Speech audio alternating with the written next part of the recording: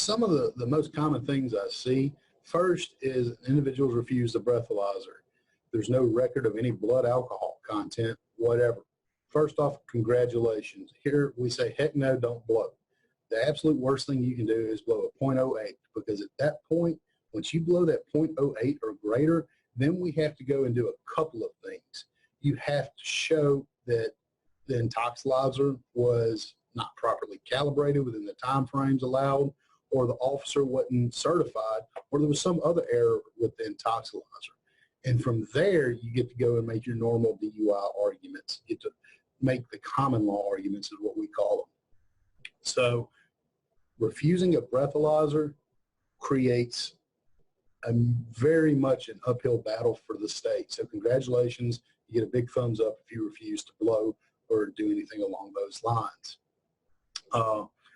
But once that's done, then it comes down to field sobriety test, officer observations, officers' reports, video evidence, and we start breaking it down from there. Some other things that we see is challenging the breath or the blood test, because the flip side is if you haven't blown, then you did blow. Well, when we have somebody that did the Intoxilyzer test, we start out by seeing if the individual has certifications to operate that machine. Under Mississippi statutes, an individual is supposed to be certified by the Mississippi Crime Lab or Forensics Laboratory to perform an Intoxilyzer test. If they are not, then we move to get the test excluded. If somebody's not trained to do the test, then how's the test valid? The next thing is that same statute requires that the Intoxilyzer be calibrated quarterly by somebody from the Forensics Laboratory. And if they don't have that certification or certificate showing that it's been calibrated, then obviously we're going to argue that that test is also invalid. And a lot of times you'll see them just outside of it, or maybe the gas hasn't been calibrated or updated or is out of date. There's little details that you learn to look for over the years as far as beating the breath test. As far as a blood test, whoever performed the analysis of the blood, not necessarily the person that drew it, but when it gets sent off to the Mississippi Crime Laboratory, the person that looked at it and reviewed the test needs to be at your trial. Because under the 6th Amendment of the United States Constitution and Article 3, Section 26 of the Mississippi State Constitution, you have a right to confront your accusers. And under United States Supreme Court case law and Mississippi State Supreme Court case law, you have a right to confront that analyst who performed the test. They are your accusers at that point, in addition to the officer that stopped you. So that is something that is critical for beating the blood test, and it's a way that we can often be successful. Dash cams and officer cams are a great thing. I know a lot of people think, well, you know, it might have showed me doing something wrong. Yes, it may have showed you doing something wrong, but guess what? Police officers are human beings too, and they get things wrong also. I personally think body cameras should be required to be worn by all officers. And in fact, some departments, that standard operating procedure that the officers wear body cameras. They mess up standardized field sobriety tests. They're called standardized for a reason. They're meant to be performed in similar environments in the same form and fashion each and every time to produce a result. When the standardized field sobriety tests are performed properly, then there is a greater chance that an individual is impaired than not. So when an officer does the horizontal gaze nystagmus test incorrectly, or they show the walk and turn test incorrectly, or they had the time wrong on the one-leg stand test, all these are things that are, if they're on camera, I can watch them and I can break down the officer. I got the advantage of hindsight if it's on camera. I can go back and analyze it left and right while they had to do it in the moment. I have their own manuals to use against them. And that is the beauty of camera footage. I've also seen reports say that my client did one thing. I've watched the video of them doing quite another thing. And cameras, by far and large, work to the benefit of my clients. Are there times that I've seen them work to their disadvantage? Yes. But most of the time, it works to their advantage. So if you see a camera, don't worry about it. That is there for you. I 100% believe that.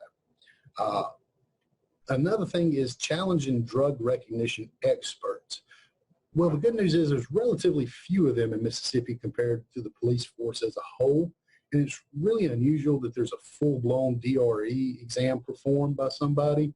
And it's just unusual that you get that detail. But again, I say you should always refuse all tests, whether it is a standardized field sobriety test, whether it's a DRE exam, whether they're asking you to blow into a portable breathalyzer or into the big Intoxilyzer at the station. Some other things I come across are problems with the initial stop. Reasonable suspicion or probable cause is required to pull somebody over, and careless or reckless driving accounts for the majority of the cases I see, and that is a really tenuous term in Mississippi. You can even stay between the yellow and the white lines and still get a careless driving ticket. It's ridiculous in my personal opinion. But those are the most common ones that we see, and it's pretty hard to get over a careless driving one for a probable cause issue. The next we're going to come to is going to be roadblocks. That's going to be the next most common reason for an officer to approach you, and they're almost always going to testify that they smelled alcohol or they smelled marijuana. And if you are accustomed to be around marijuana, your olfactory senses are off. You may not necessarily smell it. It's kind of like somebody that keeps an air freshener in the car that smells terrible to you as a passenger, but to them, they can't smell it because they've been riding with it for the last month. That's the two most common. And another one I see a lot of is the anonymous tips. And that is somebody called in to dispatch and they observed a white Dodge pickup driving southbound 55 swerving from lane to lane.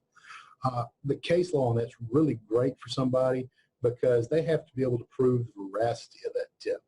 And what that means is they got to see how truthful that tip really is unless it's coming from a known source. So if it's truly anonymous, they have to either follow the individual and see them swerving or have to perform something extra as opposed to just having an anonymous tip. And we've had a lot of success beating the anonymous tip ones. Issues with the standardized field sobriety test. Like I said, it's a great thing that officers are human too because they're having to do these things in the moment. So they're under a little bit of pressure themselves, no matter how calm, cool, and collected they may seem in the situation, that they're like an actor on stage to a degree, that they have to perform and they have to do it right.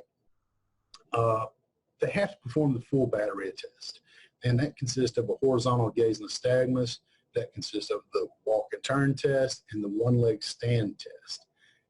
And if they don't do all three of them, then they haven't done what is required because they're called standardized for a reason. On the horizontal gaze nystagmus, there's a time period that finger is going back and forth, and it should be so many seconds here, so many seconds to meet midline, and so many seconds over. And you're looking at what's called maximum deviation. You're supposed to hold that for so long. And guess what? The officers get it wrong a lot. And if that's on camera, then great. We can really bully them up on the stand on that. Walk and turn test. Again, the officer doesn't always give the best description of it.